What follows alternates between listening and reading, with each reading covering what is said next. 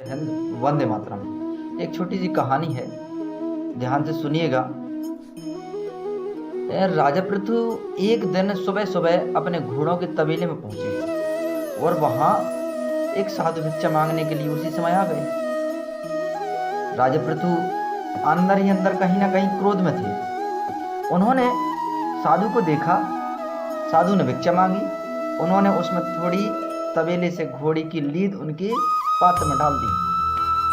साधु शांत रहे और अपने कुटिया में चले गए। राजा पृथु एक दिन जंगल में भटकते भटकते उसी साधु के पास पहुंचे और उन साधु के यहाँ कोने में उन्होंने देखा बाहर कि एक बहुत बड़ा लीद का ढेर पड़ा हुआ है।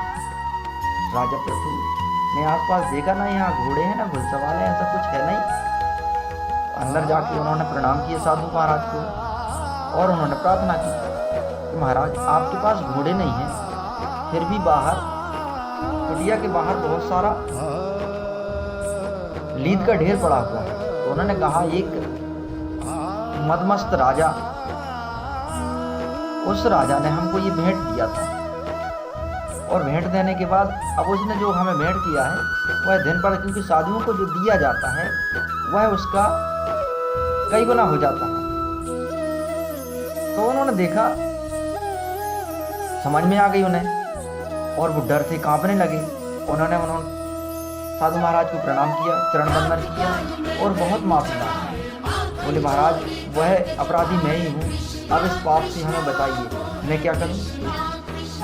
उन्होंने क्षमा याचना के बाद, कि साधु क्षमा का सागर होते हैं, उन्होंने कहा, राजन आप कोई ऐसा काम कीजिए जो अंदर से निंदनीय ना हो लेकिन लोग देखें तो उसकी निंदा करने लगे।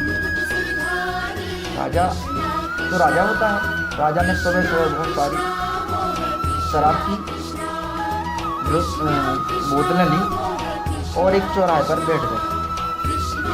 वहां जितने भी लोग वहां से गुजरे उनने सबने राजा की निंदा की। कैसा राजा है, बड़ा यश राजा है।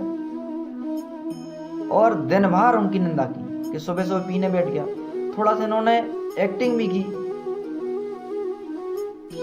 अब हुआ ये, राजा पृथु शाम होते ही साथ गुरुदेव के चरणों में पहुंचे। उन्होंने देखा कि लीद का जो ढेर था वो लगभग छोटा सा बचा। तो उन्होंने निवेदन किया कि महाराज ये कैसे हुआ।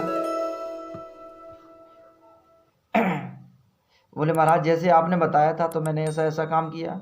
और वहाँ तो बोले, राजन यही है, जो हम बोते हैं या किसी को दान करते हैं तो ईश्वर हमें उसका 1000 गुना देता है।